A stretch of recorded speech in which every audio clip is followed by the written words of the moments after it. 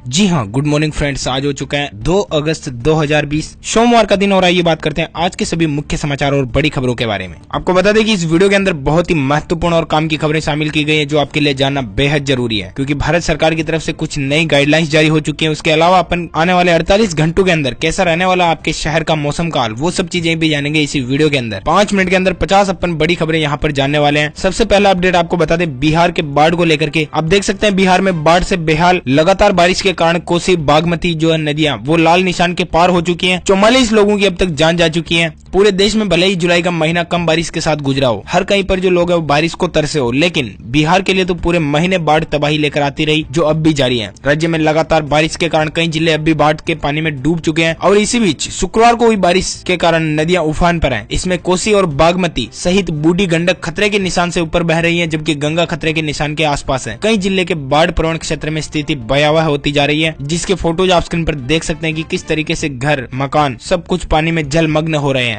लगभग 45 लाख से भी ज्यादा आबादी से ग्रसित हो चुकी है। साथ ही आपको बताते हैं संपूर्ण भारत का 2 अगस्त का मौसम का पूर्वानुमान क्या कहता है, मौसम का हाल। आपको बता दें कि उत्तर भारत में पंजाब के ऊपर एक चक्रवाती हवाओं का क्षेत्र बना हुआ है जो कि बारिश को सक्रिय करने में पूरी तरह से सक्षम है। अगले 24 घंटे के दौरान कर्नाटक, केरल और अंडमान निकोबार सहित द्वीप समूह में मध्यम से भारी बारिश होने की उम्मीद बन रही है। वहीं बात करें महाराष्ट्र, दक्षिणी छत्तीसगढ़, तटीय आंध्र प्रदेश, आंतरिक कर्नाटक, उत्तराखंड, हिमाचल प्रदेश, जम्मू कश्मीर, गिलगित बाल्टिस्तान, मुजफ्फराबाद, उप हिमालय, पश्चिम बंगाल और सिक्किम, असम, मेघालय के कुछ हिस्सों की तो यहाँ पर हल्की से मध्यम बारिश के साथ साथ 1-2 स्थानों पर भारी वर्षा की संभावनाएं भी बन रही है। और आपको बताएं गुजरात, दक्षिण पूर्वी राजस्थान, दक्षिण पश्चिम मध्य प्रदेश, उत्तर प्रदेश और बिहार सहित ओडिशा के हाल तो यहाँ पर भी कुछ हिस्सों में हल्की से मध्यम बारिश की संभावनाएं बन रही है। हरियाणा, पंजाब और गंगी पश्चिम बंगाल सहित तमिलनाडु में कुछ स्थानों पर हल्की बारिश की संभावनाएं बन रही है। साथ ही बात करें भारत सरकार की तरफ से जारी गाइडलाइन के बारे में, तो आप देख सकते हैं कि one nation one ration card योजना में 4 और नए राज्य जो वो शामिल हो चुके हैं। देश के 24 राज्यों में फिलहाल one nation one ration card यानी कि एक देश एक राशन कार्ड योजना लागू हो चुकी है। शुक्रवार को उपभोक्ता मामलों के मंत्री रामविलास पासवान ने देश के एक राशन कार्ड योजना को लेकर एक अहम समीक्षा बैठक की और 4 नए राज्यों को इसके अंदर जोड़ दिया है, जिसमें शामिल है जम्मू कश्मीर, उत्तराखंड, मणिपुर और नागालैंड। अब इन राज्यों में रहने वाले लोग भी किसी भी राज्य से राशन ले सकते हैं। आपको बता दें कि one nation one ration card योजना से तकरीबन 65 करोड़ लोगों को जो है फायदा मिल पाएगा। सरकार की तरफ से जारी ऑफिशियल ट्वीट भी आप यहाँ स्क्रीन के ऊपर देख सकते हैं। उसके अलावा दोस्तों खबर ये निकल के आ रही है कि अब आप कहीं होटल वगैरह में जाते हो खाना खाने, तो वहाँ पर खाने की कीमत लिखी होती है सामने, लेकिन सरकार की तरफ से फेसी की तरफ से एक नया रूल्स लागू हो चुका है, नया नियम लागू हो चुका है, जिसके तहत food safety and standard authority of India ने ये रूल लागू किया है। आपको ये भी पता चल जाएगा कि आखिर जो चीज आप खाने वाले हो उससे आपको कितनी एनर्जी मिलने वाली है, उसमें कितने प्रतिशत विटामिन है, कितने प्रतिशत कार्ब्स है, कितने प्रतिशत ऑयल है, कितने प्रतिशत विटामिन की मात्रा है, यानी कि ये खाना आपको क्या क्या पोषण देने वाला है वो चीज भी लिखी होगी प्राइस रेट के साथ में। तो ये बहुत ही अच्छी खबर है। जो चीज आप ऑर्डर करोगे उसमें आपको प्राइस के आगे ये भी पता चल जाएगा कि आखिर ये फैट बढ़ाएगी नहीं बढ़ाएगी, तो ये एक बहुत ही अच्छी खबर है। और इसी बीच अपडेट आप देख सकते हैं कि स्मार्ट इंडिया हैकाथॉन जो हुआ है उसके अंदर पीएम मोदी ने कहा कि बेहतरीन साइंटिस्ट, टेक्नोलॉजी एंटरप्राइज और लीडर्स हमने दुनिया को दिए हैं, यानी कि भारत के जो दुनिया भर के अंदर कई सारे स्मार्ट लीडर्स विदेशों के अंदर अपनी सेवाएं दे रहे हैं। इस लक्ष्य को हासिल करने के लिए भारत की अहम भूमिका है। आपको पता होगा कि कई बड़ी बड़ी दिग्गज कंपनियों के अंदर भारत के सीईओ हैं, भारत के डायरेक्टर हैं, भारत के डॉक्टर्स हैं, उसके अलावा भारत के बिजनेसमैन दुनिया भर में फैले हुए हैं। तो भारत के लिए बड़ी गौरव की बात है। और साथ ही पीएम मोदी का कहना है कि नई शिक्षा नीति से भारत बनेगा शिक्षा का ग्लोबल हब। जी हाँ, आपको बता दें कि नई शिक्षा नीति के तहत लोगों की मानसिकता बदलने, युवा पीढ़ी को आत्मनिर्भर बनाने, देश को शिक्षा का ग्लोबल हब बनाने में मदद मिल पाएगी।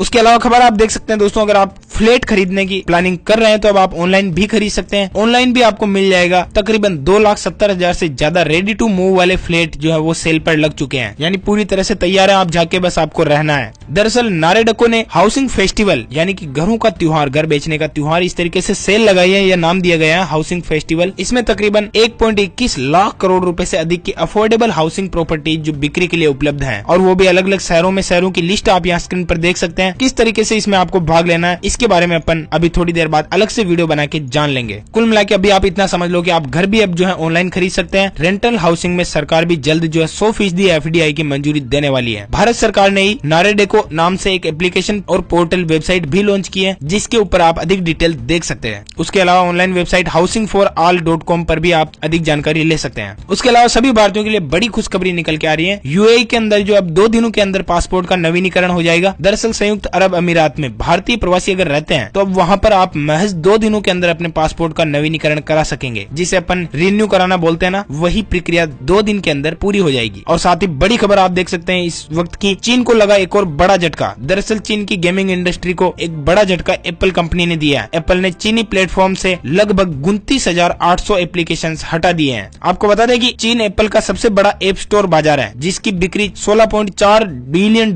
प्रति वर्ष है। और इसी बीच बड़ी खबर निकल के आ रही है, आपको पता हो तो भारत के प्रधानमंत्री नरेंद्र मोदी ने तो, भारत सरकार ने तो टिकटॉक सहित 59 चाइनीज एप्लीकेशन को बैन कर दिया। और इसी पहल की तारीफ करते हुए अमेरिकी राष्ट्रपति डोनाल्ड ट्रंप का भी ऐलान जारी हो चुका है, आने वाले 24 घंटों के दौरान अमेरिका के अंदर भी बंद कर दिया जाएगा टिकटॉक। जी हाँ, अमेरिकी राष्ट्रपति डोनाल्ड ट्रंप मोदी की राह पर चल पड़े। उन्होंने भी टिकटॉक को बंद करने की तैयारी पूरी तरीके से कर ली है और ऐलान कर दिया है कि देश में चीनी video sharing mobile application TikTok को बंद कर दिया जाएगा। और कहा कि हम टिकटॉक की जगह पर कोई और विकल्प भी लेकर के आएंगे। और अमेरिका को भी डर यही है कि आखिरकार डाटा चोरी नहीं हो जाए हमारे यूजर्स की। तो ये बहुत ही अच्छी खबर है। वैसे हमें कमेंट करके जरूर बताना कि आप टिकटॉक को मिस कर रहे हो या फिर नहीं, या आपने कोई अल्टरनेट तरीका ढूंढ निकाला है। बताना जरूर इसी वीडियो के नीचे कमेंट करके, आप खुश हो या फिर नहीं हो, हैप्पी अथवा सैड लिख करके इसी वीडियो के कमेंट बॉक्स में कमेंट जरूर करना। और इसी बीच खबर आप देख सकते हैं कि 1 महीना भी भारत का विरोध नहीं झेल सकी चाइनीज कंपनियां। अब जो है चाइनीज कंपनियों की बिकने की नौबत आ चुकी है। दरअसल बता दें कि अमेरिका में ट्रंप के बयान के बाद बाइट डांस पर दबाव बढ़ चुका है। बाइट डांस वही कंपनी है जिसकी टिकटॉक एप्लीकेशन है। अब जो ये बिकने के कगार पर आ चुकी है, माइक्रोसॉफ्ट द्वारा खरीदने की तैयारियां भी चल रही है। अंदर ही अंदर मीडिया रिपोर्ट से इस बात का अंदेशा मिला है। अमेरिका में टिकटॉक बंद होने से बाइट डांस कंपनी को तकरीबन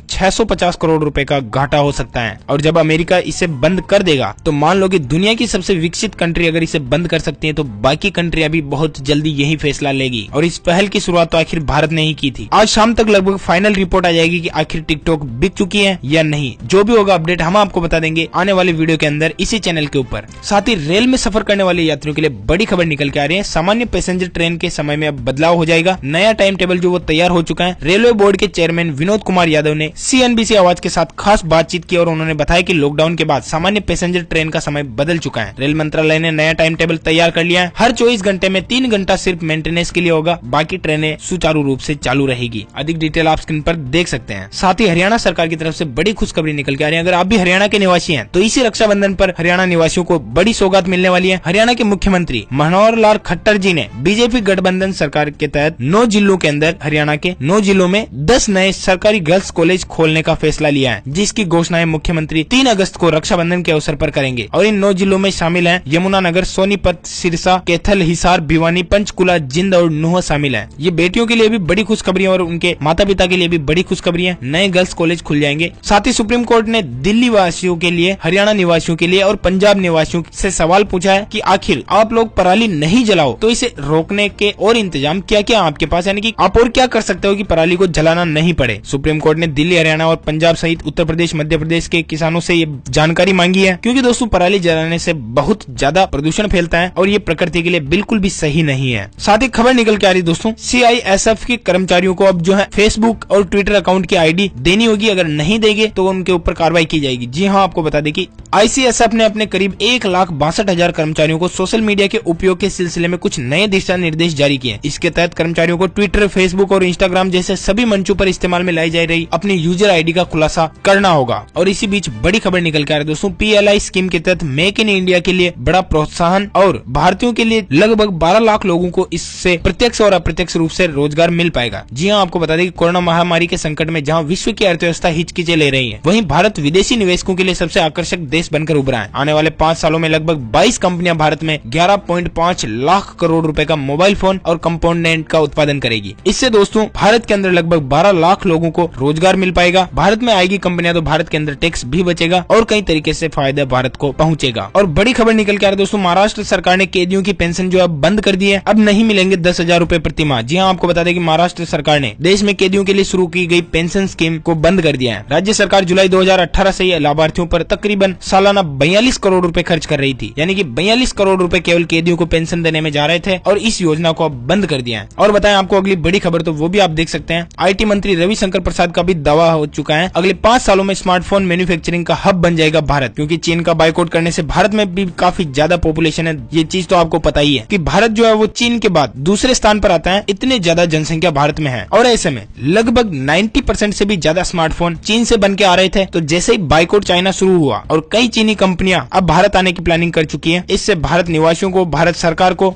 सभी को सीधा डायरेक्टली फायदा होने वाला है और यही मुहिम है जो भारत को अगले 5 सालों में स्मार्टफोन मैन्युफैक्चरिंग हब बना देगी। और साथ ही बड़ी खबर आप देख सकते हैं, स्वास्थ्य मंत्रालय का बड़ा फैसला है, स्वदेशी वेंटिलेटर के निर्यात को मंजूरी मिल चुकी है। आपको पता हो तो 24 मार्च को वेंटिलेटर के निर्यात पर पाबंदी लगा दी गई थी, लेकिन अब स्वास्थ्य मंत्रालय ने शनिवार को बयान दिया और कहा कि भारत में कोरोना से मृत्यु दर में लगातार गिरावट हो रही है। इसे देखते हुए ये फैसला लिया गया है, यानी कि अब दुनिया के दूसरे देशों में भी भारत से वेंटिलेटर निर्यात हो पाएंगे। और साथ ही इस वक्त की बड़ी खबर आप देख सकते हैं, देश में सिर्फ और सिर्फ BIS प्रमाणित हेलमेट ही मिलेंगे। सरकार ने शुरू कर दी है ये प्रक्रिया। BIS हेलमेट का मतलब होता है दोस्तों कि हेलमेट का वो प्रमाणित मानकीकरण, जैसे कि अपन देखते हैं ना कि खाने पीने की चीजें फेसी से सर्टिफाइड होती है, कोई अच्छी क्वालिटी की वस्तुएं तो उस पर ISI मार्क होता है, ठीक उसी तरीके से हेलमेट भी BSIS मार्क होगा। वो हेलमेट दोस्तों आपको पूरी तरीके से एक्सीडेंट के अंदर ज्यादा से ज्यादा बचाने के चांसेज रखता है। तो अब वही हेलमेट बिक्री के लिए मिलेंगे, बाकी लोकल फोकल फर्जी फोकट हेलमेट आपको नहीं मिलेंगे। साथ ही खबर आप देख सकते हैं, सरकारी कंपनियों की रणनीति बिक्री पर वित्त मंत्री ने दी अहम जानकारी। जल्द ही जो इसकी लिस्ट जारी कर दी जाएगी। पब्लिक सेक्टर एंटरप्राइजेज की रणनीतिक बिक्री को लेकर वित्त मंत्री निर्मला सीतारमण ने कहा कि बहुत जल्द ही केंद्र सरकार नई पब्लिक सेक्टर एंटरप्राइजेज पॉलिसी लेकर के आएगी। फिलहाल इस प्रस्ताव को कैबिनेट के पास विचार करने के लिए भेजा गया है। और यूपी सरकार ने भी दोस्तों खबर आप देख सकते हैं, बहनों को बड़ा तोहफा दिया है। रक्षाबंधन पर बस यात्रा को बिल्कुल मुफ्त कर दिया है। उसके अलावा कल भी मिठाई की दुकानें वगैरह खुली रहेगी। बस दोस्तों फिलहाल के लिए इतना। अब तक की जो भी बड़ी खबरें और मुख्य समाचार थे वो हमने अब तक पहुंचाने की पूरी कोशिश की है। वीडियो में बने रहने के लिए बहुत बहुत शुक्रिया। वीडियो को लाइक करें और शेयर करें सभी दोस्तों के साथ, ताकि उन तक भी एक काम की और रोचक जानकारी पहुंच पाए। Thank you, take care, goodbye, जय हिंद, जय भारत, वंदे मातरम।